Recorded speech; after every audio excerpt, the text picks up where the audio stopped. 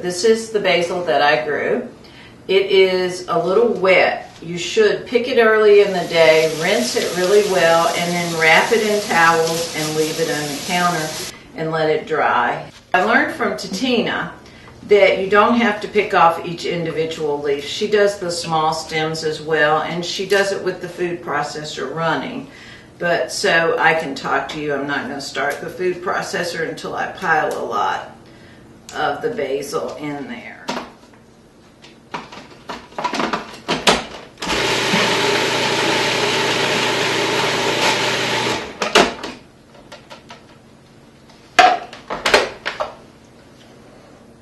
That's the ground basil. Now if you don't want pesto, you can put some olive oil in and freeze this, and you'll have basil in your freezer that you can use throughout the winter, but I'm making pesto.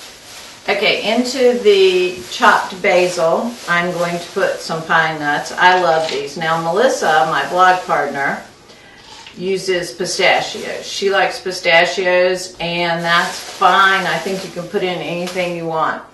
But I'm going to put those in. I'm going to put some salt.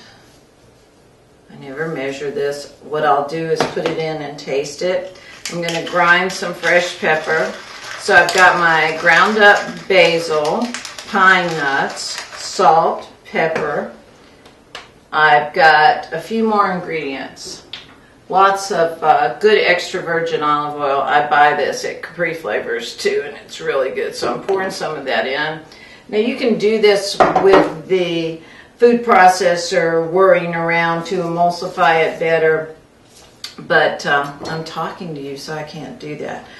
Okay, and some Parmesan Reggiano cheese.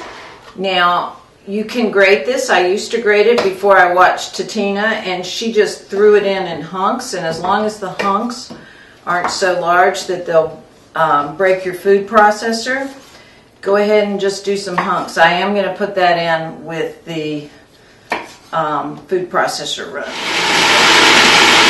So I'm grinding it up and I'm throwing in the cheese.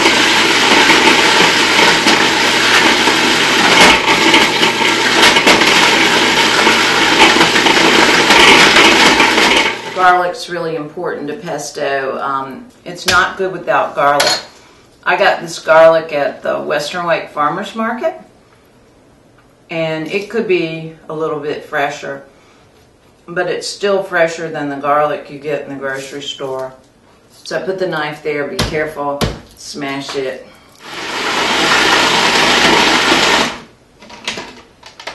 Oh, that looks good. So when it starts to move freely and looks like that, it may be ready to taste. The basil should be sweet and a little peppery. I think if anything, it needs a little more salt. It's got plenty of pepper. If you want it to be sweeter, put in more pine nuts. I'm not sweet like sugar sweet. But let me see if I can show you the consistency. Titina makes hers with more olive oil in it, but I like mine really concentrated. So I'll put this on pizza, I'll put this on pasta, I'll put it in the freezer and give it to friends.